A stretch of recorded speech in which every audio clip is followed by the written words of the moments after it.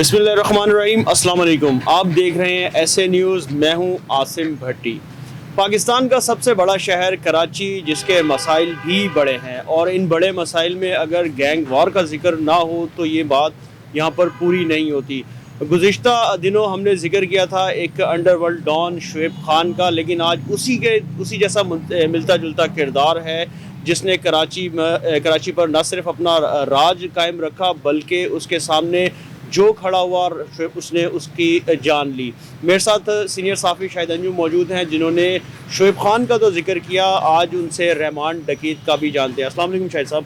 वालेकुम अस्सलाम। शाहिद साहब, सरदार अब्दुल रहमान उर्फ रहमान डकैत, ये चीज़ क्या था, ये किरदार क्या था? यार आपने बहुत लास्ट में आकर रहमान डकैत की बात कर रहे हैं आसिम। रहमान डकैत से पहले बड़े किरदार थे और आपने शाखें पकड़ी हैं, जड़ों को आपने छोड़ दिया है।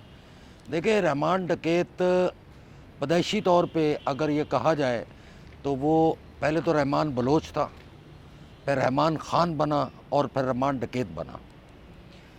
ये लियारी की अफशानी गली का रहशी था, बड़ा खूबसूरत सा बच्चा था, लेकिन उसकी बदकिस्मती समझें या उसकी परवरिश समझें या उसकी खुशकिस्मती समझें कि वो डॉन बना। बहरहाल मैं तो उसको खुशकिस्मती नहीं कहता, लेकिन बात ये थी कि रहमान डकैत बेसिकली उसका वालिद और फिर उसका दादा, उसके दादा का नाम था मुराद बलोच। मुराद बलोच भी अफशानी गली का ही रहने वाला था और बेसिकली जो मुराद बलोच था, इनका 60 और 70 की जो दिहाई थी उसमें इनका बड़ा किरदार था। अयूब खान का दौर था और इसका जो दादा मुराद बलोच था वो आपका जो नेपियर रोड है, जिसको हम शाही मोहल्ला भी कहते हैं, जहाँ एक दौर ऐसा भी गुजरा कि वहाँ शाम को मुजरे की महफिलें होती थी, वहाँ इनका बर्फ़ का ठिया था। बुलबुल हज़ार दास्तान।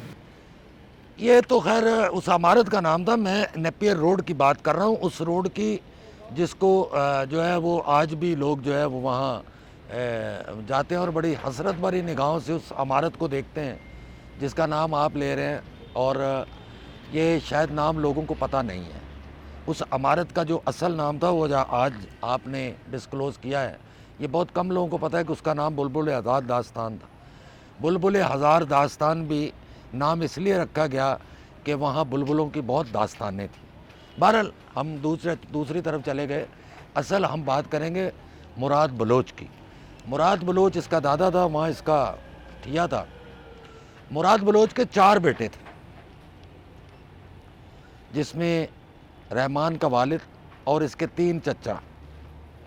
और वो सुबह आता था, अपना बर्फ़ का ठिया जमाता था और वहाँ ठिया जमाने की बहुत सारी वजूहत थी। वजूहत ये थी कि शहर भर नहीं, मुल्क भर से लोग वहाँ उस दौर में तमाशबीनी के लिए आते थे और उस इमारत में जाकर वो रात को जो महफिलें सजती थी, उन बुलबुलों की जो अपनी दास्तानें सुनाती थी, वहाँ बर्फ़ की बहुत ज़रूरत पड़ती थी। आप समझ रहे होंगे कि मैं जिस चीज़ की बात कर रहा आप हूँ। ढके छुपे लफ्ज़ों में बर्फ़ की ज़रूरत बता रहे हैं। चले खैर, आप अपनी गुफ्तगू जारी रखें। तो वहाँ पर जिस तरह के नवाबजादे आते थे या उस दौर के चौधरी आते थे या उस दौर के सेठ आते थे, तो वहाँ पर इनकी आपस में कई बार उन शहजादों से, उन महाराजों से, उन राजाओं से बड़ी तल्ख़ कलामियाँ भी हुई। और उस दौर में एक बड़ा कॉन्सेप्ट था कि आपकी बुस्की की कमीज़ हो, सफ़ेद शलवार हो, इधर राडो घड़ी पहनी हुई हो, बड़ा कंगा शंगा किया हुआ हो। और मुराद बलोच के 4 बेटे जो थे वो शाम को उस ठिये पे आते थे और वहाँ इनकी आपस में कई बार तू तकरार के बाद फिर ये ख़ुद को इन्होंने बदमाश समझना शुरू कर दिया और फिर ये आहिस्ता आहिस्ता उस लाइन में जाके आगे आपको याद होगा, दूध मंडी है, वो नेपियर एक चौक है, उससे आगे फिर चाकीवाड़ा रोड है और फिर आप गरीब शाह रोड है, तो अफशानी गली गरीब शाह रोड पे आती। वहाँ इन्होंने फिर लोगों को तंग करना शुरू किया। चूँकि ये यहाँ बहुत सारे बड़े लोगों में इन्होंने अपने आप को मनवाने की कोशिश की और उस कोशिश को ये आहिस्ता आहिस्ता फिर पीछे लेके गए और वहाँ जाके इन्होंने मनशियात का कारोबार और उसके बाद जो है आहिस्ता आहिस्ता फिर जुआ और सट्टा और फलाना मज़ा हर चीज़। आप ये देखें कि एक लफ्ज़ है चंडू खाना, जो आम लोगों को नहीं पता।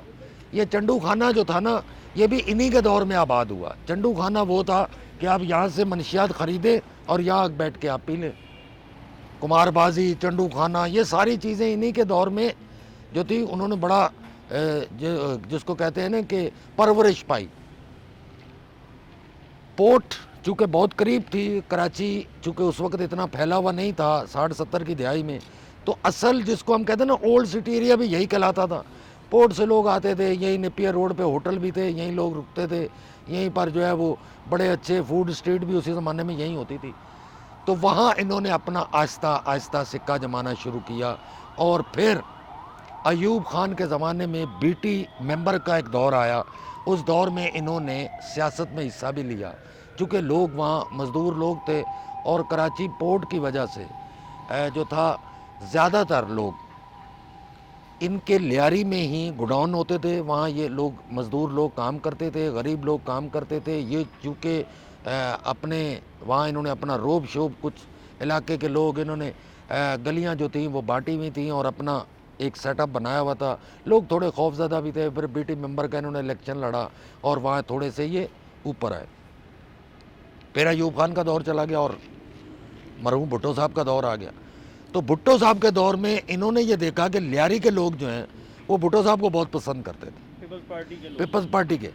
तो इन्होंने बीडी मेंबर वाली कहानी छोड़ के पीपल्स पार्टी में शामिल हो गए और फिर ये पीपल्स पार्टी के साथ इनको एक सियासी छतरी मिली और आहिस्ता आहिस्ता फिर ये आगे बढ़ते चले गए और फिर वहाँ कई ग्रुपों के साथ इनकी तकरारें हुई।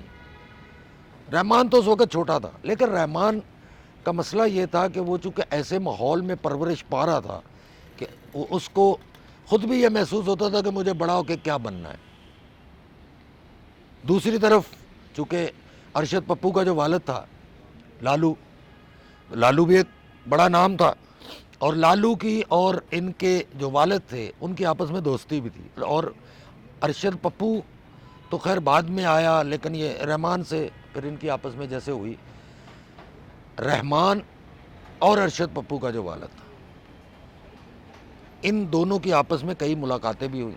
फिर थोड़ा सा झगड़ा हुआ किसी बात के ऊपर और उसके बाद जो है रहमान और लालू का बेटा जो फ़ाहद, जिसका नाम था शायद नाम अगर गलत हो, अरफात, ये सब एक दफ़ा जेल चले गए। अब इनकी ज़मानत का मसला है तो लालू ने अपने बेटे की ज़मानत करा ली और रहमान जो था ये जेल में था। उस पर यह हुआ कि जब उसका बेटा छूट गया तो उसने एक बाहर आके खबर फैलाई कि मैं रहमान को छुड़ाने के लिए पैसों का बंदोबस्त कर रहा हूँ। तो आपको याद होगा कि फैज़ू नाम का एक किरदार था जो मामा फैज़ू, जो कि उज़ैर के वालिद थे, बहुत बड़े ट्रांसपोर्टर थे, अल-फैज़ कोचेज़, जो कि कराची से ठट्टा और बलूचिस्तान और इधर उधर उनका। फैज़ू जो मामा थे उनकी पीआर बहुत थी, ट्रांसपोर्ट का काम था उस दौर में, तो ज़्यादातर बसों में लोग सफ़र करते थे। तो जो जिसको हम ये कहते हैं कि हमारी इंतज़ामी और पुलिस, ये दोनों किरदार उसके हाथ में थे। इन्होंने मामा फैज़ू से बात की कि भाई हमने रहमान को छुड़ाना है तो उसके लिए कुछ हमें जो है वो पैसे दिए जाएं। तो 12 लाख रुपया लालू ने जमा किया और अब्दुर्रहमान उर्फ रहमान डकैत जो है उसकी ज़मानत के लिए ये कहा तो ज़रूर गया, लेकिन उसकी ज़मानत कराई नहीं गई। जेल से अब्दुर्रहमान ने उर्फ रहमान डकैत ने लालू को मैसेज दिया कि तुमने मेरे नाम पे जो पैसे जमा किए हैं वो कहाँ हैं, तुम मेरी ज़मानत क्यों नहीं करा रहे। तो उसने इनकार करते हुए कहा कि मैंने तुम्हारे नाम पे कोई पैसा जमा नहीं किया। बहरहाल रहमान डकैत की ज़मानत हुई, वो बाहर आया और उसने आते ही लालू के ड्राइवर को और बेटे को किडनैप किया। आपको पता है लालू का एक बेटा रहमान डकैत का हमजुल्फ भी था। मैं ये पूछने वाला था आपसे कि खाली इनकी दोस्तियां थी या इनकी रिश्तेदारियां थी। ये सारे बहुत करीबी थे उस वक्त के, तो ये वहाँ के सारे पिलर यही थे ना। अब हुआ ये कि जब ये इसने किडनैप कर लिया तो उसके वजह से इसने 5 लाख रुपए लिया लालू से 5 लाख रुपया ये लिया कि तुमने मेरे नाम पे चूँकि पैसे लिए थे फैज़ू मामा से, तो वो पैसे मेरे वापस करो। 5 लाख रुपए इसने वो तावान की शक्ल में लिया और उसके बाद आहिस्ता आहिस्ता फिर ये फैज़ू मामा की तरफ जो है वो बात गई। फैज़ू मामा चूँकि रहमान के करीब था, जो पैसे आते थे अपना अड्डों से इधर उधर उस पर रहमान डकैत का भी पूरा हिस्सा होता था। तो रहमान के जो 3 चच्चा थे, जिसमें एक शेरू था, शेरू का भी एक बड़ा किरदार था। बेसिकली ये छोटी मोटी जो वारदातें थी या छोटी मोटी चपकलिश थी, शेरू बाद में क्या करता था कि शेरू इस शहर के ख़ास तौर पे क्लिफ्टन के जो इलाके थे वहाँ शाम को जाके जो था वो अपनी एक उसने जीप रखी हुई थी अपनी गुंडागर्दी की वजह से, चूँकि वो लियारी में ये अपना सिक्का काफ़ी जमा चुके थे, तो वहाँ ये ओबाश गाने लगा के घूमता था। उस पर कंप्लेन हुई उस वक्त इंतज़ामिया को और पुलिस को कि इसको यहाँ से हटाया जाए, हमारी फैमिली बहुत डिस्टर्ब होती हैं। लिहाजा शेरू को लियारी पार कर दिया गया, उसको कराची से बाहर निकाल दिया गया। बोला कि आप बलूचिस्तान रहें, बलूचिस्तान की हदूद से आप कराची में दाखिल नहीं होंगे। बहरहाल शेरू कुछ दिन रहा और एक दिन जो है शेरू इस पाबंदी को तोड़ते हुए आ गया वापस, और उसी तरह से वो क्लिफ्टन के इलाके में उसने अपनी जीप की आवाज़ खोली और वो घूमता फिर रहा था। तो उस वक्त के जो SHO थे कलाकोट, मलिक निशान नाम था उनका, ये आपको याद होगा। मलिक एहसान एक SP रिटायर हुए, इनके वालिद थे, उनको ये इतला दी गई। शायद भाई इसी से कंटिन्यू करेंगे। मौसम ज़बरदस्त है और गर्मा गर्म चाय, स्टोरी भी आपकी बड़ी गर्म है, तो गरम गरम चाय साथ हो तो ज़्यादा मज़ा आएगा। बात thank you, please carry on करें। बात ये थी कि मलिक निशान जो था वो वहाँ से निकला अपने थाने से और उसने शेरू को गिरफ्तार करने के लिए मेट्रोपोल पे नाका लगाया। और नाका जब लगाया तो ये अपने दोस्तों के, इसका बेटा भी साथ था, उसको ये लेके वहाँ पहुँचा तो यहाँ पुलिस से इनकी मतभीड़ हो गई। उस मतभीड़ में, चपकलिश में, उस लड़ाई में शेरू का बेटा मारा गया जिसका नाम मुराद था, जो उसके दादा के नाम पे नाम रखा गया। बहरहाल रहमान डकैत ग्रुप, ज़ाहिर है उनका चचा शेरू, ये इन सब ने मिलकर हाई कोर्ट में जाकर पटिशन की और मलिक निशान के ख़िलाफ़ जो है वो FIR हो गई। मुबैना मुकाबला या जाली मुकाबले की FIR दर्ज हुई और उस FIR के अंदराज के बाद मलिक निशान ने हिफाजती ज़मानत ली और फिर वो गिरफ़्तार तो नहीं हुआ, जेल तो नहीं गया, लेकिन उसकी रिटायरमेंट थोड़े ही अरसे बाद हो गई। लेकिन इसमें एक अफसोसनाक बात ये थी, और मुझे ये स्टोरी सुनते हुए, पढ़ते हुए, इन वारदातियों के, इन डकैतों के कुछ असूल बड़े अच्छे लगे। वो ये थे कि मलिक निशान को कैंसर हुआ रिटायरमेंट के बाद, और जब वो अपने घर आया तो बलोचों ने उसके घर आके उसको लिख के दिया कि हम इस मुकदमे की पैरवाई नहीं करेंगे, आपको इसकी सज़ा मिल गई है, लिहाजा आज के बाद हमारा आपका केस ख़त्म। तो फिर मलिक निशान कैंसर की बीमारी में इंतकाल कर गया। बहरहाल शेरू को फिर इजाज़त मिल गई कराची में रहने की, चूँकि एक बड़ा इंसिडेंट उसके बेटे के ज़ाहिर है वो हुई थी, हलाकत हुई थी, और उसके बाद फिर इन्होंने लियारी में अपना इस तरह से सिक्का जमाना शुरू किया कि एक तरफ लियारी में ये थे और दूसरी तरफ में हाजी लालू वाले थे। शाहिद साहब, कराची में एक वक्त था कि पूरा कराची बंद होता था, लियारी जागता था, लियारी खुशियाँ मनाता था, और आप भी किसी दौर में लियारी में भी रहे, मुझे जहाँ तक याद पड़ता है। वो क्या दिन थे उस टाइम पे? क्या उस टाइम पे गैंग वॉर नहीं थी क्या? नहीं, गैंग वॉर थी, इस तरह से गैंग वॉर इस तरह से नहीं थी। मनशियात का कारोबार चलता था, जुआ सट्टा खुल के चलता था। मैं आपको एक और मज़े का किस्सा सुना। मैं रात को अखबार में जॉब करता था, मैं 2 बजे लियारी जहाँ मैं रहता था वहाँ गया, तो मुझे होटल पे बैठे हुए 3 बलोच लड़के मिले। पहले तो मैं डर गया कि भाई ज़ाहिर है मैं लियारी में नया नया जाने लगा था, तो उन्होंने कहा अरे भाई इधर बैठो, जो उनका स्टाइल था। मैंने कहा भाई मुझे नींद आ रही है, आप देखें 2:30 का टाइम हो रहा है, तो मैंने अरे बोला हमारा चाय पियो। मैंने कहा भाई मुझे नींद नहीं आएगी, मैं अरे तुम चाय नहीं पीगा हम तुम्हारे ऊपर गिरा देगा। मैंने कहा भाई क्यों गिरा दोगे? उन्होंने बोला तुम हमारा मेहमान है इधर, हमको पता है तुम यहाँ क्यों आया है, हमें पता है कराची का हालात ख़राब है, उधर कोई गड़बड़ हो रहा है, तुम अगर चाय नहीं बेगम तुम्हारे ऊपर गिरा देगा, अगर तुमने यहाँ रहना है तो हमारी बात को मानोगे। मैंने कहा चलो भाई चाय पी लेता हूँ। अब जब मैं चाय पी ली तो एक लड़का जो साइड पे खड़ा हुआ था उसके पास एक मैंने देखा एक लिफाफा हाथ में था, और मैंने कहा भाई, जब मैं उठने लगा तो उसने बोला अरे अपना पान लेते जाओ। मैंने कहा यार आपको कैसे पता? अरे हमको पता है तुम पान खाता है, हम तुम्हारी खिदमत कर रहे हैं, तुम हमारा मेहमान। तो लियारी इस मिजाज का था, इतने मेहमान नवाज थे। ठीक है क्रिमिनल वहाँ पल्ले थे, वहाँ गैंग वॉर जिसको हम ये कहते हैं कि मनशियात 40, गैंग वॉर नहीं थी। गैंग वॉर का तो मामला बहुत बाद में आया। गैंग वॉर की असल जो हकीकत थी वो उस वक्त सामने आई जब पीपल्स पार्टी की 2008 में गवर्नमेंट आई, और फिर रहमान डकैत भी सामने आया, और उसके बाद उज़ैर बलोच भी सामने आया, फिर अरशद पप्पू भी ये तमाम लोग पहले से मौजूद थे, हिस्ट्री शीटर थे, थानों में इनके रिकॉर्ड मौजूद है, लेकिन इस तरह से नहीं था। बल्कि मैंने एक मेरे दोस्त का बच्चा जो था वो गायब हो गया, तो उसने कहा मुझे लगता है कि लियारी वालों ने अगवा किया है। तो मैंने किसी तरह से इनसे रब्ता किया, तो उन्होंने कहा यार हम औरतों और बच्चों पे हाथ नहीं उठाते, ना हम किडनैप करते। बोला हमारा ये मामला ही नहीं है, बोला हमारे और बड़े धंधे हैं, हम ये इन चक्करों में क्यों पड़ा, हम किसी की, बल्कि उसने बड़ा बलोची स्टाइल में कहा अरे तुम्हारा दिमाग खराब है, हम किसी का लगते जिगर गायब करेगा, हम क्यों करेगा किडनैप किसी को।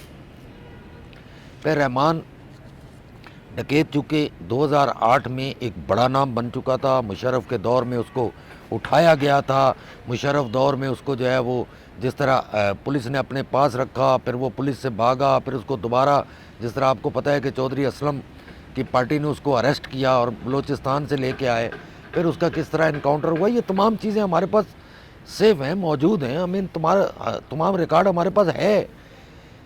लेकिन उसका बैकग्राउंड क्या था, वो 3 नस्लों से ये काम कर रहा था।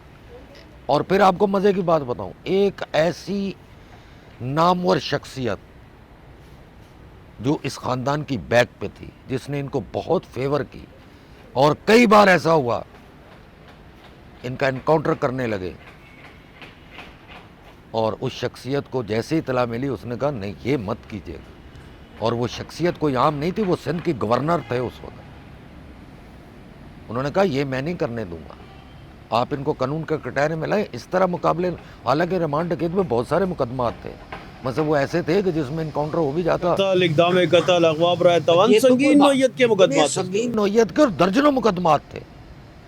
सबसे बड़े मुकदमा तो आप देखें ना, मनशियात, उस वक्त ये कहा जाता था पूरे कराची को मनशियात लियारी से सप्लाई होती, और हमारे इदारे भी उस पर पल्ले थे। बड़े रात को ब्रीफ के जाते थे, ये सब लोग कहें कि रहमान डकैत को हमने, ओ भाई सबको पैसा जाता था, तमाम लोग पैसे लेते थे। हमारे साफी बरादरी नहीं लेती थी, ये भी लेती थी, साफी भी लेते रहमान से पैसे, जी बिल्कुल सबको, और दीगर मराद भी। मैं कह रहा हूं कि क्या नहीं लेते थे, आप मुझे बताएं क्या नहीं लेते। उस गैंग से हर आदमी ने, उस दूध की नहर से हर आदमी ने हाथ धोए, हर आदमी ने मुंह धोया। आज मुझे तो समझ नहीं आती किस तरह वही लोग कहते हैं रहमान डकैत एक बुरा, मैं कहता हूँ वो अच्छा आदमी नहीं था, उसने हमारी नस्लों की रगों में मनशियात डाली, वो अच्छा आदमी नहीं था। लेकिन आप क्या थे, अब सहूलतकार तो आप भी हैं ना। शायद वक्त की कमी है। वो वाइट हाउस वाला क्या मुकाबला हुआ था जिसमें आप भी सुबह गए थे और आपके साथ आप उस जगह पहुंचे थे, उस वाइट हाउस पे क्या था, वो क्या सीन था? देखिए रहमान डकैत की क्योंकि गिरफ्तारी के लिए बहुत ज़्यादा सीरियस थी पुलिस, और उस पर जिस अफसर को लगाया गया था वो बड़ा नामवर आदमी था, चौधरी असलम, एक बड़ा किरदार, अल्लाह उसको जन्नत नसीब करे, हमारा उसका अच्छा ताल्लुक़ रहा। फिर अभी जो SSP ईस्ट हैं इरफान बहादुर, ये भी उनके साथ थे, इनके साथ और भी बहुत सारी नफरी यहाँ से गई, और बड़ा इन्होंने उसको सीक्रेट रखा। और हब चौकी पे जाके जो था, जब ये वहाँ पहुँचे, एक ट्रक में गए थे, लेकिन मुखबरी हो गई थी, और जैसे मेन रोड से इन्होंने अंदर वाइट हाउस की तरफ जाना था, तो वहाँ पहले से चूँकि इनकी मुखबरी भी थी, उनकी मुखबरी भी थी, और उसमें हमारे कुछ सीक्रेट लोग भी थे जो कि वहाँ पहुँचे। जब ये वहाँ पहुँचे हैं तो रहमान डकैत वहाँ मौजूद था, और वहाँ से इनकाउंटर हुआ। इनकाउंटर में आपको याद होगा अरशद भट्ट SHO कलाकोट उसमें शहीद हुए थे। बहरहाल जिस लोकेशन पे वाइट हाउस था उसकी बैक पे एक बेला है, जंगल है। उस जंगल के अंदर बड़े खुफिया रास्ते थे, ये वहाँ से निकल गए। उसके बाद पुलिस ने उस बंगले की जो तबाही की है, मैं खुद चूँकि अजान के जब ये लोग असलम ज़ख्मी हुआ, इरफान भी और अपना उमर शाहिद साहब भी उसमें मामूली ज़ख्मी हुए। ये सब लोग अस्पताल पहुँचे, इनसे तो मेरी मुलाकात नहीं। मैं जब वहाँ पहुँचा तो मेरी सर्वर कमांडो से मुलाकात हुई। ये अपना जो है क्या नाम है इसका, नासरुल हसन जो शहीद हो चुके हैं मरहूम, उनसे मेरी मुलाकात हुई। ये मसूद जो है हैदर मसूद मुझे वहाँ मिले, और उस वक्त भी फ़ाइट चल रही थी जब मैं एम्बुलेंस में गया था। आम गाड़ी को जाने की इजाज़त नहीं थी और मेरे साथ कैमरा मैन था, तो मैंने उससे कहा कि कैमरा छुपा दो और स्ट्रेचर पे लेट जाओ ताकि हम अंदर तक जा सकें, हमें हकीकत पता चल सके। जब वहाँ गए तो वहाँ हालत ये थी कि आप ज़मीन पे जहाँ कदम रखते थे ना, आपके हर पाँव के नीचे 6-6 खोल थे, इतनी फायरिंग हो चुकी थी। कुछ लोगों को इन्होंने पकड़ा हुआ भी था, उल्टा लटाया हुआ था, हाथ पाँव बांधे हुए थे, तफ्तीश का सिलसिला।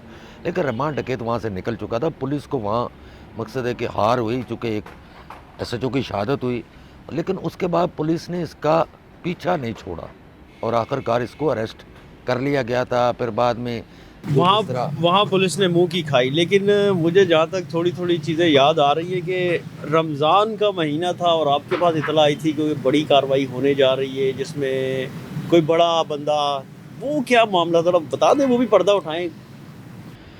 लेकिन वो तो खैर ये लोग जब इनको इतला मिल गई थी कि वो कहाँ छुपा हुआ था तो बलूचिस्तान में रहमान डकैत, फिर ये यहाँ से टीम गई तो इनके मोबाइल शोबाइल सब बंद थे। वहाँ शायद मोबाइल सर्विस नहीं थी। तो मैंने चूँकि असलम से मेरा फैमिली से बड़ा अच्छा ताल्लुक़ था, तो मैंने उनकी वाइफ से कॉल करके पूछा कि भाई 2 दिन हो गए हैं, असलम का पता नहीं लग रहा, ना इरफान का नंबर लग रहा है, ये लोग कहाँ हैं? तो उसने मुझे थुराया का एक नंबर दिया। उसने कहा आप इस पर रब्ता करें, आपकी असलम से मुलाकात हो जाएगी, बात हो जाएगी। मैंने खैर उस पर कॉल की तो मुझे असलम ने ये कहा कि आप जो है अभी कॉल ना करो, हम ऐसी जगह पे हैं जहाँ हम लंबी बात नहीं कर सकते, मैं कराची पहुँच के आपसे बात करूँ। असलम जब कराची आया तो फिर उसने मुझसे मुलाकात की और मैंने उससे कहा, मैंने कहा भाई आप जिस मिशन पे गए थे उसमें आप कितने कामयाब हुए? उसने कहा कि जब आपको सारी बात का पता है तो ये मैं आपको श्योर करता हूँ कि जिस वक्त मुकाबला होगा उसकी ख़बर आप ब्रेक करोगे। तो मैं चूँकि एक जर्नलिस्ट की हैसियत से मुझे ख़बर की ब्रेकिंग चाहिए थी, तो मैं चुप करके बैठ गया। मैंने कहा चलो कोई बात नहीं।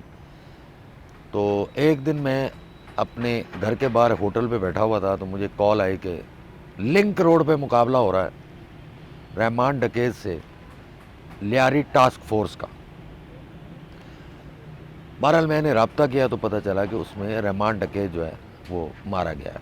फिर हम जिना पहुँचे, जिना में उसकी बॉडी आई, लेकिन बॉडी से लग रहा था कि ये लिंक रोड का मुकाबला नहीं है, कि करीब ही ये लिंक किया गया है, इस लिंक को कहीं करीब ही किया गया है, ये लिंक रोड का मामला नहीं है। उसमें बहुत सारे हमारे टेलीविज़न के लोगों ने जो है वो खैर रॉन्ग ख़बरें भी चलाई, लेकिन हकीकत यही थी कि उसमें रहमान डकैत को मार दिया गया था। फिर हमने उसकी बॉडी देखी, उसके बाद फिर उसका जनाजा हुआ और जनाजे के बाद फिर बहुत सारे लोगों ने हल्फ उठाए कि हम रहमान डकैत के कातलों को नहीं छोड़ेंगे। बहरहाल फिर आपको याद होगा उसके बाद एक चील चौक पे एक बड़ा तमाशा बना, उसमें 42 इंसानी विकटें गिरी, उसमें कई जानवर मरे, लेकिन पुलिस को वहाँ भी मुंह की खानी पड़ी। उज़ैर उस वक़्त चाय ले चुका था, इसलिए उसका एक माजी था, उसका एक बैकग्राउंड था। चूँकि रहमान डकैत की अरशद पप्पू से नहीं बन रही थी, उसके होते हुए उज़ैर के वालिद को अरशद पप्पू वालों ने अगवा करके कत्ल कर दिया था।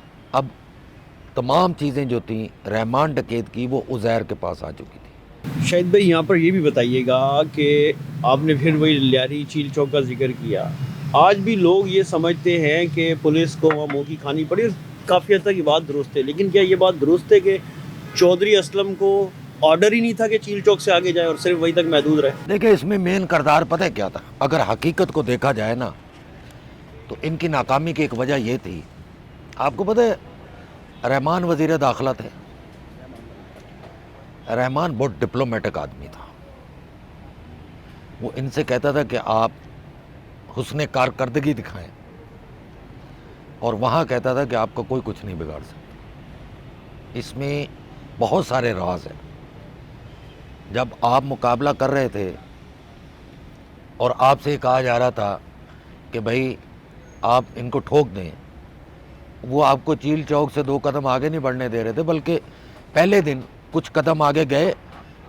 उसमें मैं भी था जब हमने रोड के ऊपर, आपको शायद याद होगा, आप उस टेलीविज़न में थे और आप नाइट ड्यूटी कर रहे थे, लेकिन आपको सुबह तक रुकना पड़ा।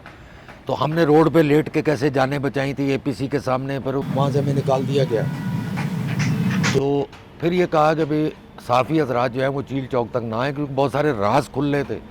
तो मैंने फिर एक सोर्स से बात करके उज़ैर का इंटरव्यू चलाया, और उस इंटरव्यू के बाद जो है वो फिर आईजी ने कहा कि मुझे इतला और मिलती है, वहाँ के हालात कुछ और है।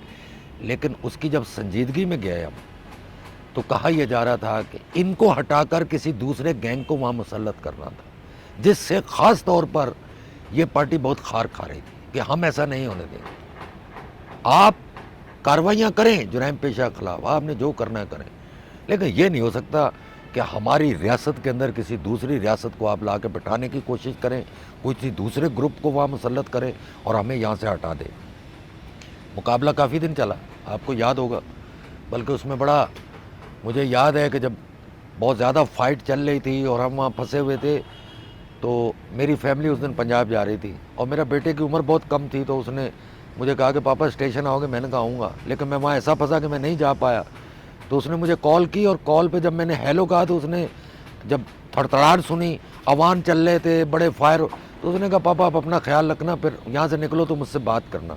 तो ये इस तरह के हमने वहाँ हालात देखे, लेकिन पुलिस को वहाँ कोई कामयाबी ना हुई। बल्कि आपको याद होगा SHO सिविल लाइन वहाँ शहीद हुए थे फवाद खान, बड़ा जेंटलमैन आदमी था, और उसकी वहाँ शहादत हुई। पुलिस को भारी नुकसान उठाना पड़ा, लेकिन जब दूसरे रोज़ हम वहाँ गए और हमने वहाँ रिपोर्टिंग की है, तो हमने उन गोलियों के खोल देखे हैं जो शायद आम वेपन नहीं था। साहब लास्ट क्वेश्चन, लियारी गैंग वार एक हद तक ख़त्म हो गई, बड़े बड़े नामवर गैंगस्टर मारे गए, या कुछ ऐसे भी है जो मुल्क छोड़ के बाहर है। आपको लगता है कि दोबारा लियारी में गैंग वार शुरू होगी, कोई आएगा?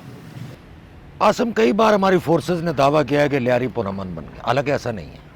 मैं आपको बता दूं, कोई भी जुर्म पेशा जब जाता है ना, और उसको ये नज़र आ रहा होता है हर अरूज को जवाल तो है ना, जब वो अपने पीक पे जाता है ना, तो फिर वो अपने वहाँ बहुत सारे ग्राउंड बनाता है, बहुत सारे लोगों को। आपको पता है रहमान डकैत के बेटे के खिलाफ FIR हो भी चुकी है, एक मुकदमा उसके बेटे के खिलाफ हो भी चुका है। तो आप क्या समझते हैं कि जिसके खिलाफ मुकदमा हो चुका है वो कोई अच्छा आगे चल के अच्छा कदम उठाएगा? उनकी बाकियात मौजूद हैं, और ये किसी, आप ये देखेंगे सूबाई वजीर दाखिला का जब जुल्फ़िकार मिर्ज़ा वाला जो रोल था, जहाँ आपकी पीपल्स पार्टी के लोग वहाँ गए, CM वहाँ गया, जब पीपल्स पार्टी के रहनुमा वहाँ गए और ये कहा गया कि पीपल्स अमन कमेटी, तो आप किसके मुकाबले में उनको खड़ा कर रहे थे? आप किसी के मुकाबले में तो उनको ला रहे थे ना, कि शहर में और कौन सी पार्टियां हैं, MKM के खिलाफ आपने खड़ा दिया ना, आपने उनको लाइसेंस जारी किया। जुल्फ़िकार मिर्ज़ा तो जाके अपने तख्त पे बैठ गए, पुरअमन तख्त पे। बच्चे किसके मारे गए? लियारी वालों के।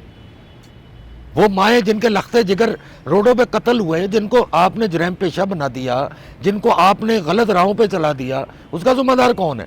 आज पीपल्स पार्टी डिनाई करती है कि हमारा उनसे कोई ताल्लुक नहीं है। क्यों डिनाई करती है? आपने बनाए। हकीकत ये है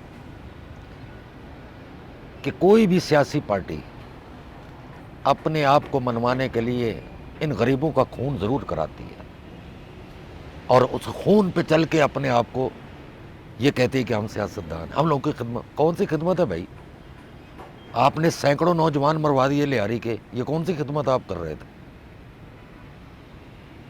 ये खिदमत नहीं थी, ये धोखा किया आपने उन लोगों के साथ। लियारी में आपने कौन सा तरक्याती काम कराया भाई? ये तो बता दें, कोई तरक्याती काम आपने नहीं कराया। आपने उनको मनशियात की लत दी, आपने उनके हाथ में, मासूमों के हाथ में आपने असला दिया, और चंद रहमान डकैत जैसे गुंडों को आपने तकवीयत पहुंचा के पूरे लियारी को आपने बदनाम किया। ये कोई अच्छा किरदार तो नहीं था इनका। बहुत शुक्रिया शाहिद अंजुम साहब, माजी की इन यादों पर रोशनी डालते रहेंगे, फिर कोई इसी तरह का टॉपिक लेकर हम आएंगे और बात करेंगे। शाहिद साहब ने लियारी के बारे में बताया, और जिस तरीके से अब इस वक्त लियारी बज़ाहिर तो पुरअमन नज़र आ रहा है, लेकिन गुज़रते वक्त के साथ साथ ये लावा किसी वक्त भी फट सकता है, जो कि फिर से न सिर्फ लियारी बल्कि अपने इर्द गिर्द के तमाम इलाकों को अपनी लपेट में ले सकता है। शुएब खान रहमान डकैत की तरह ही अगली किस्त में किसी और किरदार के साथ आपके सामने हाजिर होंगे। तब तक इजाज़त दीजिए, अल्लाह हाफ़िज़।